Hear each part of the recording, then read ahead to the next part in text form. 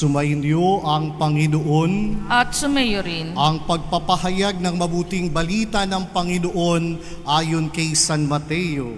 Papuri sa iyo, Panginoon.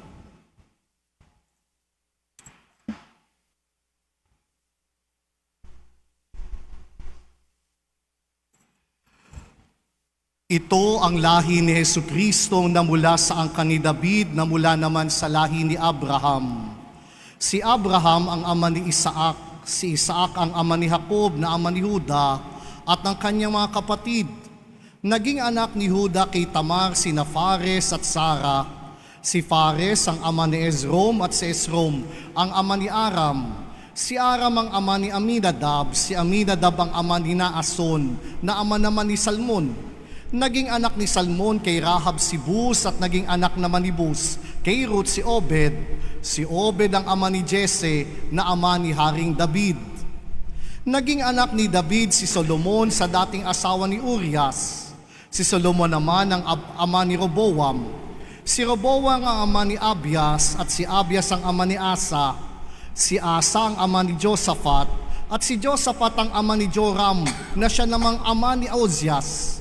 Si Ozias ang ama ni Jotam na ama ni Akas at si Akas ang ama ni Ezekias.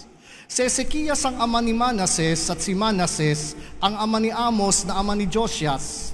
Si Josias ang ama ni Jeconias at ang kanyang mga kapatid. Panahon noon ng pagkakatapon ng mga Israelita sa Babylonia. Magkatapos ng pagkakatapon sa Babylonia, naging anak ni Jeconias si Salatiel na ama ni Zorobabel. Si Zorobabel ang ama ni Abiud na ama ni Eliakim, at si Eliakim ang ama ni Azor. Si Azor ang ama ni Sadok na ama ni Akim. Itong si Akim ang ama ni Eliud at si Eliud ang ama ni Eliasar. Si Eliasar ang ama ni Matan na ama ni Jacob. At si Jacob ang ama ni Jose na asawa ni Maria. Si Maria naman ang ina ni Jesus na tinatawag na Kristo. Sa makatwid, 14 na sinsaling lahi mula kay Abraham hanggang kay David. 14 mula kay David hanggang sa pagkakatapon ng mga Israelita sa Babylonia at 14 din mula sa pagkakatapon sa Babylonia hanggang kay Kristo. Ang mabuting balita ng Panginoon. Pinupuri ka namin, Panginoong Hesukristo.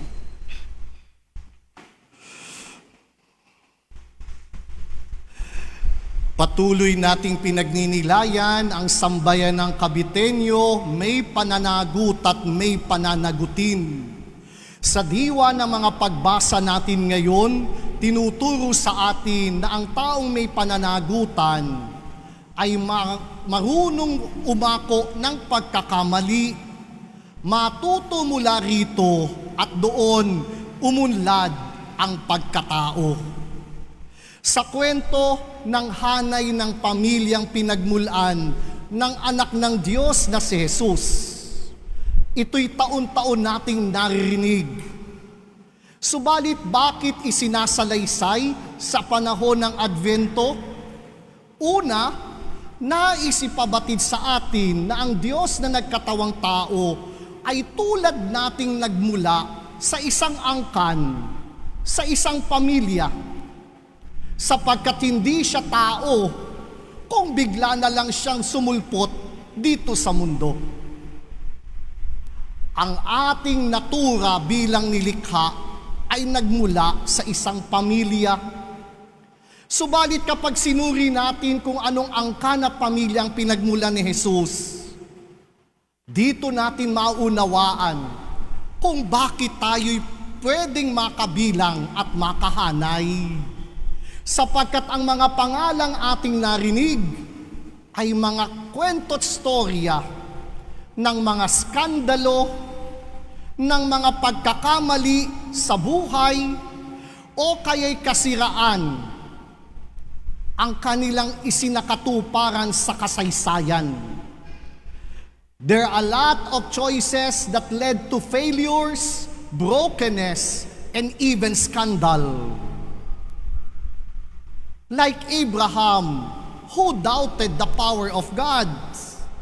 Si Jacob, na nililang ang kanyang ama para makuha niya ang basbas at bendisyon nito. Gayon din si David, nang matipuhan niya ang asawa ni Urias na naliligo noon na si Batsheba, nang masulyapan niya, anong kanyang ginawa sa kanyang sundalo? Hinayaan niyang mag-isang makipagdigma hanggang mamatay. At naangkin niya ang asawa nitong si Batsheba. Maging si Solomon na anak ni David na puspos ng karunungan, he was led astray along the path of leadership. Maging si Rahab na babaeng nabanggit sa kwento ng kasaysayan ng angkan ni Jesus ay tinaguri ang prostitute. Gayon din si Tamar na kung saan puspos ng kawalang katarungan, pagsasamantala laban sa kapwa-tao. Therefore, the family where Jesus came from are no other than people who are corrupt, unfaithful. Di matuwid at di malinis ang buhay. Liko-liko ang landas ng buhay na kanilang isinakatuparan. Kaya kapag pinagnilayan natin ito, bakit hinayaan ng Diyos na ang kanyang anak ay mapabilang sa lipi at lahi o angkan na ganito ang kwento't storya ng buhay? And it leads me to humble myself. Maybe God allow it to happen so that all of us could find our way and the path of claiming, I belong to the family of God. Sapagkat kung lahat ay matuwid, malinis, busilak, tiyak hindi tayo pwedeng sabihing kapamilya ng Diyos. Dahil sa liko-liko nilang buhay at buhay ng mga pagkakamali sa mga pagpili, skandalo, pagsasamantala, higit nating matutunghayan na meron tayong puwang para maging kabahagi ng pamilya ng Diyos. And that is one of the good news that we need to claim. When we got baptized, we became part of the family of God. But that is not the end after all. Though God allowed His Son to be part of this human family, God would like to communicate to us, you does not need to be perfect in order to belong to the people of God. But for God to save us, we need to claim our responsibility on the different mistakes and shortcomings that we have done in our lifetime. Para tayo mailigtas, matubos, at maangkin ng Diyos, kailangan nating akuin ang ating pagkakamali, ang ating mga kasalanan, ang mga liko-liko nating buhay. Sapagkat kung lagi nating itong ikukubli, kahit ang Diyos, hindi tayo kayang tubusin at iligtas kung lagi tayong magpapanggap na ako'y malinis at busilak. We do not need to be perfect in order to be saved by God. But God invites us to be accountable to all the shortcomings that we have done so that His saving grace could be at work in each and every one of us. Without such kind of accountability, it will be impossible for God to make us instrument of His salvation. Kaya po napakahalaga ang pag-ako, ang pagharap sa katotohanan ng aking pagkakamali, At kapag hinarap ko ang aking pagkakamali, makikita natin may grasya pa rin ang Diyos. Kaya mga kabataan, hindi pa tapos ang buhay kapag ikay nagkakamali. It is an opportunity for us to learn and unlearn, to grow, and to ask help from other people. Hindi solusyon ang pagpapatiwakal, sapagkat lahat naman ng tao, maging ang angkan ng Diyos, ay puspos din ang pagkakamali at kasalanan. We do not need to give up, but rather be accountable on it so that the grace of God will be at work in us. We need to confront those issues that we have done so that grace and goodness might overcome and might flow in our person. Ito po ang aking naging trabaho sa 18 taon ng pananatili sa seminaryo. Kami naman pong mga pari may mga kwento rin ng aming mga sugatang pamilya. Kaya sa loob po ng seminaryo, kailangan kong makilakbay sa kwento at storya ng buhay ng mga seminarista. Kaya ang tanong ho, hindi kung kaya mong maging pari. The ultimate question being asked is, are you open enough to be formed in order that the grace of God could be at work in you?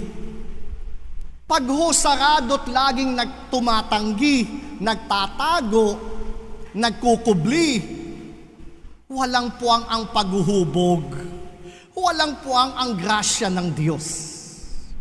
But if a person is humble enough to admit the issues and histories of their family, their brokenness, it become a wonderful grace in the eyes of God so that He could dwell and make him a minister of God with heart who has the same issues in their life.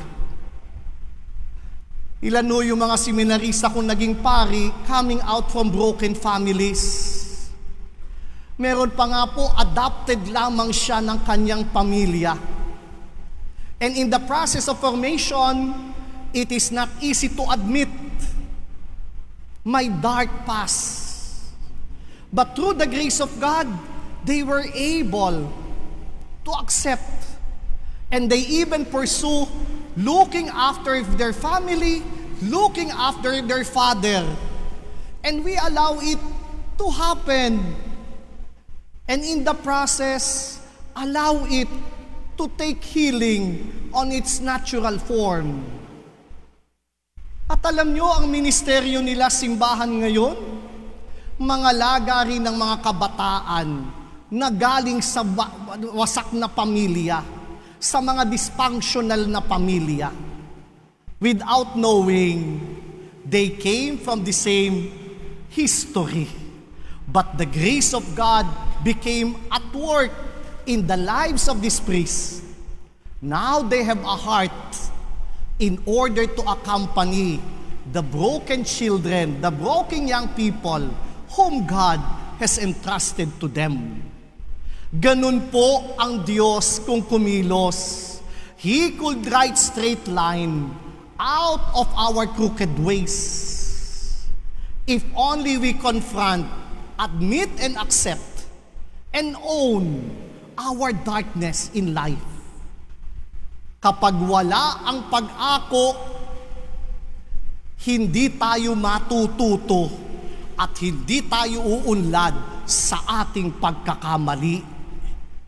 Kaya hinayaan ng Diyos na ang kanyang anak ay makabilang sa ganitong uri ng angkan. Tayo ay tinuturuan, hindi natin kailangang maging ganap para maging sisidlan ng biyaya at pagpapala ng Diyos. Ang hinahanap ng Diyos ay ang kabukasan ng pagtanggap ko sa aking pagkakamali upang ito'y panibaguhin, upang ituwid ang liku-liku kong buhay.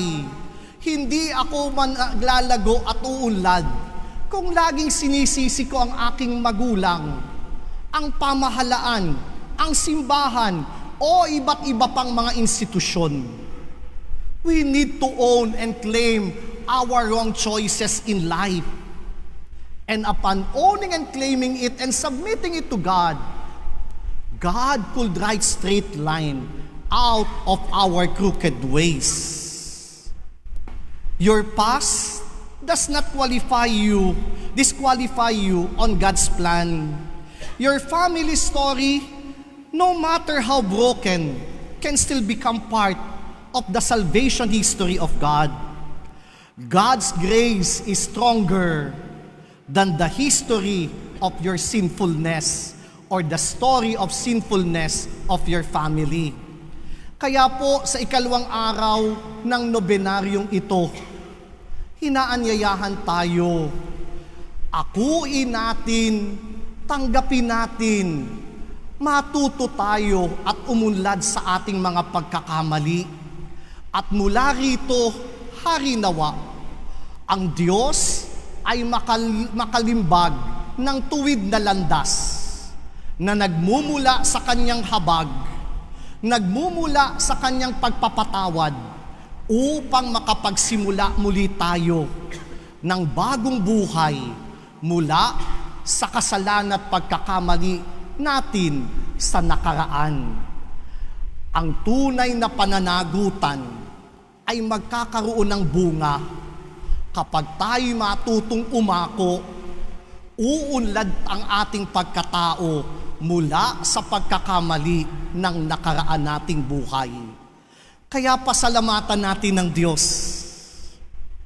Sa gitna ng kanyang angkang pinagmulaan, hindi naman pala tayo malayo.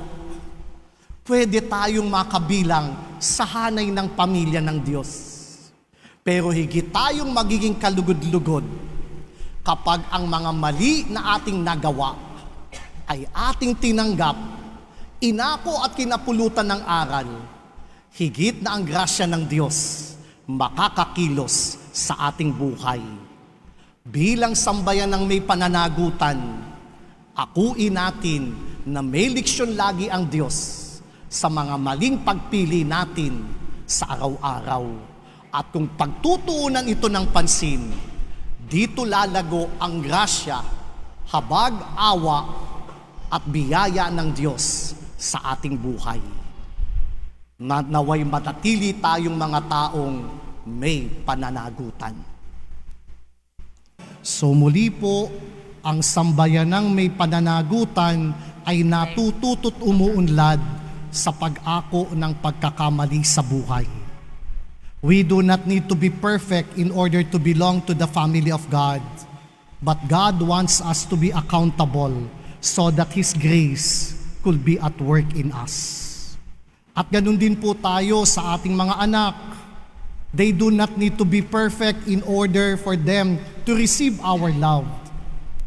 Natutunan ko po sa pakikilakbay sa mga kabataan, maging sa mga seminarista, begin and start of what is common among you. And what is common with us? We have our own share of brokenness, of sinfulness. And once we start on that level and platform, the more we have a heart to accompany them. Kaya nga ho, yung mga pagkakamalino ng mga seminarista, kapag nagkwento na sila ng istorya ng kanilang pamilya at kung gaano kalupit ang pinagdaanan nila, sa halip na parusahan, habag at awa ang namumutawi sa aking kalooban. But when we start of being a superior and dominant over these people, hindi manunuot ang grasya ng pagkakaunawaan, habag at pag-ibig na nagmumula sa Diyos. Kaya ho noon, kapag nagkakamali ang seminarista at pinakwento mo ang storya ng pamilya, kasama na nila, umiiyak na rin ako. Dahil sila rin pala na may biktima at ayaw din nila at hindi nila alam kung paano lalampasan ang masasaklap at madidilim na bahagi ng kanilang buhay. When we start on what is common among us and share our own struggles as individual, the more we have a heart for the grace of mercy and God be at work in us. Kaya ho, angkop lang, kabahagi tayo ng pamilya ng Diyos. Sapagkat hindi naman hinahangad ng Diyos ang perpektong angkan. Ang hangad niya ay mga taong handang yakapin ang pananagutan. Sumainyo ang Panginoon, At sumayo rin. yumuko kayo habang iginagawad ang pagbabasbas. Ang makapangyarihang Diyos ng bugtong na anak na naparito na noon at hinihintay nating bumalik ngayon, ay siya nawang magpabanal sa inyo pakundangan sa liwanag ng kanyang pagdating, at siya rin nawang pumuspo sa inyo sa pagpapala ngayon at magpasawalang hanggan. Amen. Patataginawa niya kayo sa pananampalataya, paligayahin sa pag-asa at pakilusin sa pag-ibig na puspos ng sigla, ngayon at magpasawalang hanggan. Amen. Kayong nagagalak sa pagdating ng nagkatawang taong manunubos, ay puspusinawa niya ng gantimpalang buhay na di matatapos. Kapag siya'y dumating ng may kagadakilaang lubos, magpasawalang hanggan. Amen. At ang pagpapala ng makapangyarihang Diyos Ama, Anak, at Espiritu Santo'y manaog nawa at mamalagi sa inyo, magpasawalang hanggan. Amen. Naihandog na natin ang hapag ng Eucharistia, humayo kayo't walhatiin ng Diyos sa pamamagitan ng inyong pamumuhay. Salamat sa Diyos!